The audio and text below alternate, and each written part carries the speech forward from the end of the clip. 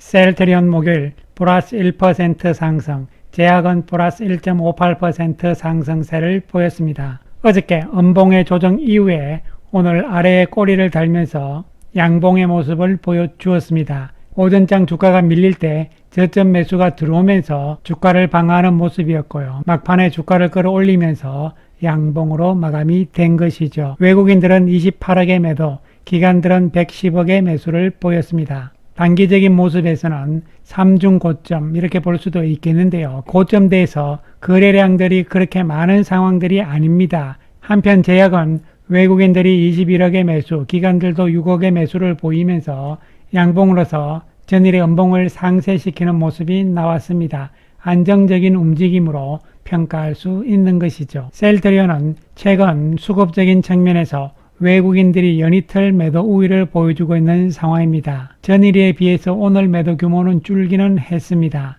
그리고 국내 기관들은 계속적인 매수 우위긴 한데 이것은 금융투자가 지속적인 매수를 하기 때문인 것이고요. 투신권은 오늘까지 5일 연속 매도 우위, 연기금도 연이틀 매도를 보이고 있는 상황입니다. 9월 들어서 누적으로 기관 투자가들 가운데서 금융투자가 가장 많은 매수를 보여주고 있는 상황입니다. 한편 외국인들은 최근 매도에도 불구하고 9월 들어서 아직까지는 매수 우위를 보이고 있는 상황입니다. 셀트리온의 9월 거래량을 봤을 때는 방향성의 매매보다는 단기적인 매매의 성향이 외국인이든 기관이든 강한 것으로 해석을 할 수가 있겠습니다. 한편 셀트리온은 어저께 기관 투자가 대상의 기업 설명회가 있었고요. 그리고 오늘 역시 기업 설명회가 있습니다. 어저께 열린 기업 설명회에 대한 내용들을 잠시 후에 이야기를 해보기로 하고요. 그에 앞서서 먼저 셀트리온은 유플라이마의 상호 교환성에 대한 보도자료를 발표를 했습니다. 유럽 피부과 학회에서 유플라이마와 오리지널인 휴미라의 상호 교환성에 대한 임상 3상의 결과를 발표를 한 것이죠. 이번에 처음으로 공개가 된 것이고요. 동등성을 확인했다는 것이죠. 오리지널과. 그리고 미국 FDA의 현재 상호 교환성에 대한 허가를 진행 중에 있는 상황이죠. 조만간 허가가 나오면 차별화된 경쟁력을 확보할 수 있다는 것이고요. 이에 따라서 본격적인 시장 공략에 속도를 내겠다는 이야기가 되는 것이죠. 조금 더 구체적으로 살펴보게 되면요. 건선 환자 367명을 대상으로 해서 임상 3상을 했는데요. 결과적으로는 동등성 기준에 부합을 했고 안전성, 면역 원성, 유효성에서도 모두 유사성을 확인을 했습니다. 그렇기 때문에 미국 FDA의 허가가 곧 나올 것으로 보이는데요. 올해 초에 신청을 해놓은 것이죠. 이 상호교환성이 허가가 나오면서 확보가 되게 되면요. 교차 처방에 대한 사용자 신뢰도를 높일 수 있을 전망이다. 이런 이야기고요. 특히 미국의 의료 시스템이 성분명만으로 처방전이 발행이 됩니다. 약사의 재량권, 환자의 제품 선택이 가능을 한 것이죠. 아달리무밥이라고 적어 놓으면은 약국에서 약사가 알아서 선택을 하고 또한 환자가 선택을 할 수도 있다는 이야기죠. 그렇기 때문에 오리지널하고 교차 처방, 상호 교환성이 인정이 됐다는 것은 그만큼 신뢰도를 높인다는 이야기가 되는 것이죠. 이것이 미국 시장 점유율 확대에 긍정적인 영향을 미칠 것이라고 이야기를 하고 있습니다. 그래서 미국에서는 현재 이중 가격 정책을 유플라이마가 펼치고 있는 것이죠. 미국의 3대 PBM 쪽에 등재 계약을 체결을 했고 공급 채널도 확대를 하고 있는 상황이죠. 미국 시장 규모는 우리 돈으로 약 15조 8천억이 되는 것이고요. 하지만 유럽 시장에서는 유플라이마가 안정적인 성장이 즉 잘 나가고 있습니다. 이에 비해서 미국 시장에서는 아직도 부진한 상황이죠. 지난 8월 달에 미국 시장에서의 시장 점유율을 보시게 되면 유플라이마가 0.2%에 불과한 것이죠. 시간이 좀 더 필요할 것으로 보이는데요. 그렇지만 유럽에선 잘 나가고 있는 상황입니다. 유럽에서는 시장 점유율이 10%로 성장하는 중이고요. 미국에서는 이중 가격 전략을 펼치면서 공보험 쪽에서는 고가 버전, 그리고 사보험 쪽에서는 저가 버전으로 가는데 경쟁이 워낙 치열한 상황이죠. 결국은 영업력, 판매력에서 뚫어야 되는데요. 영업력에서 뚫기 위해서는 PBM과의 관계 이런 부분이 상당히 중요한 것이죠. 지난번에 NH투자증권의 자료를 말씀을 드렸듯이요. 미국에서의 해법은요. 첫 번째로 현재 50% 커버리지를 확보를 하고 있는데 좀 더 커버리지를 확대를 해야 됩니다. 따라서 진펜트라의 번들링 협상을 통해서 커버리지를 더 확대하자 이런 전략이고요. 그리고 또 한 가지는 유플라이마도 PBM하고 프라이빗 라벨 전략을 적극적으로 추진을 해야 된다 이런 이야기가 되는 것이죠. 이와 더불어서 상호 교환성 이렇게 함으로 치열한 경쟁에서 살아남기 위한 전략들을 펼쳐나가고 있다 이렇게 볼 수 있는 것이죠. 한편 오늘 IM투자증권에서는요. NDR 로트 이렇게 해서 진펜트라의 속도, CDMO의 목적이란 제목으로 보고서를 발표를 했는데요. 구체적으로 살펴보기로 하겠습니다. 요 내용들은 9월 24일, 25일 일정으로 셀트리온의 기관투자가를 대상으로 한 NDR 기업 설명회를 진행을 했고 여기에서 나온 Q&A 그리고 시장 소통을 바탕으로 IM증권의 전망을 기재한 내용이다 이렇게 이야기를 했습니다. 핵심은 세 가지죠. 첫 번째로 하반기 진펜트라의 매출, 두 번째로 CDMO 사업과 관련된 내용, 세 번째로는 신약과 관련된 내용 이렇게 될 수가 있겠습니다. 첫 번째로 진펜트라에 대해서는요. 진펜트라의 속도는 속력과 방향을 모두 지켜봐야 할 상황이다 이렇게 이야기를 했고요. 첫 번째 PBM 등재가 지난 4월이었죠. 그리고 나머지 두 군데가 8월이었습니다. 환급 시기와 함께 처방 증가에 소요되는 3개월의 기간을 감안을 했을 때 하반기의 매출은 4분기에 집중될 것이다 이렇게 이야기를 한 것이죠. 4월 달에 등재된 부분의 환급은 7월부터 나왔잖아요. 그리고 8월 달에 등재된 것은 11월부터 본격적으로 나옵니다. 그렇기 때문에 세 군데 다 합쳐지는 것이 11월, 12월이다 이렇게 보면 되고 그 시점이 4분기잖아요. 그때 집중될 가능성이 높다 이렇게 보는 것이죠. 그래서 진펜트라의 특징이 있죠. IBD 적응증에서 인플릭시맙의 처방 선호도 그리고 이미 유럽에서 램시마 SC로서 리얼 데이터가 있다는 것이죠.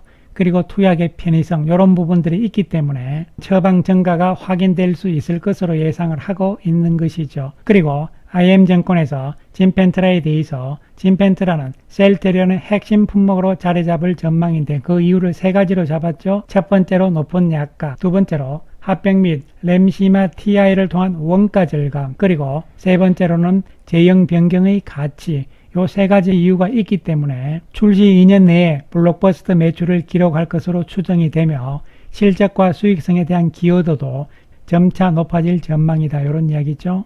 그래서 진펜트라의 올해의 의미는요. 3대 PBM 등재, 유리한 리베이트 세팅 등 매출 확대를 위한 기반을 마련한 시점으로 평가를 한다 이런 이야기가 되는 것이죠. 올해 모든 준비가 다 완료됐다. 내년에는 더욱더 기대할 수 있다는 측면으로 우리는 확대 해석할 수 있는 것이죠.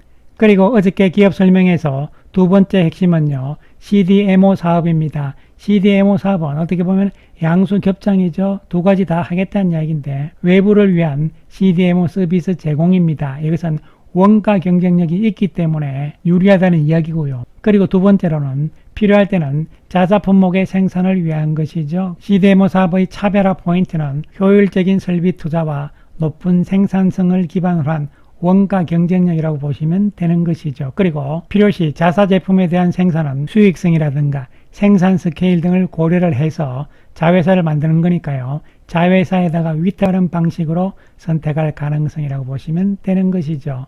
따라서 이러한 모든 부분들이요. 원가를 낮춤으로 인해서 수익성이 크게 좋아진다는 것이죠.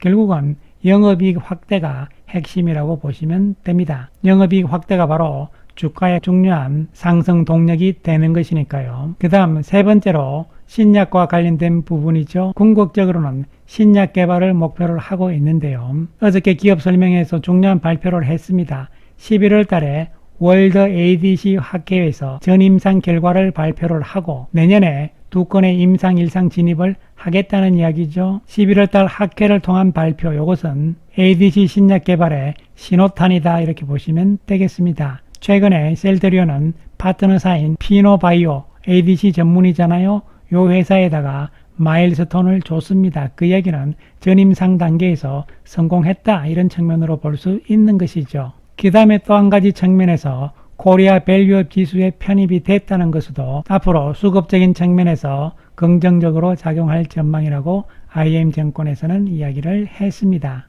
어저께 기업 설명회를 통해서 특별하게 나온 이야기는 ADC 신약과 관련해서 11월 달 학회 발표 이런 부분이 의미 있는 내용이라고 볼 수 있는 것이죠. 진펜트라에 대한 미국에서 현재 처방 수량 데이터 이런 부분들은 아직 완벽한 집계가 아니기 때문에 공개를 안 하고 있는 것으로 추정할 수 있는 것이죠.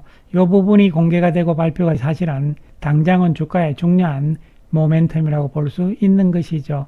아무튼 진펜트라의 실적에 대해서는 기다려보자는 말씀 드리겠습니다. 한편 시장은 오늘 삼성전자, SK하이닉스 등 반도체주들이 강세를 보이면서 시장 전반은 좋은 모습이었죠. 미국의 마이크론의 실적이 좋다 이런 전망이 긍정적으로 작용을 한 것이죠. 바이오주 전반이 오르긴 했지만 상대적으로 약간은 뒤처지는 모습이죠. 셀트리온과 다른 바이오주들도 어저께 음봉 오늘 양봉 이러한 모습은 공통적으로 나타나고 있는 상황입니다.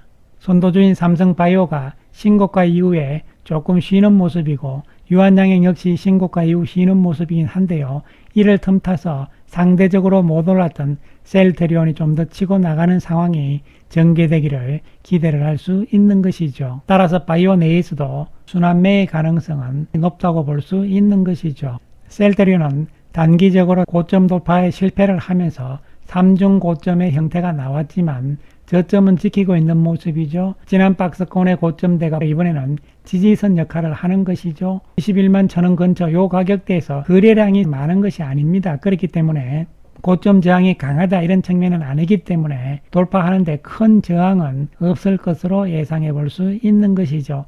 단 시간을 조금 더 끌고 있는 것이 답답할 뿐이다 이렇게 말씀을 드리겠습니다. 월봉상으로 봤을 때는요. 계속적으로 아래 꼬리들이 길게 나온 상태고요.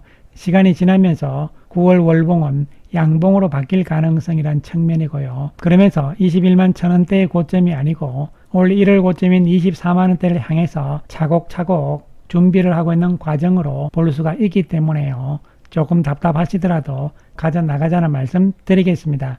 감사합니다.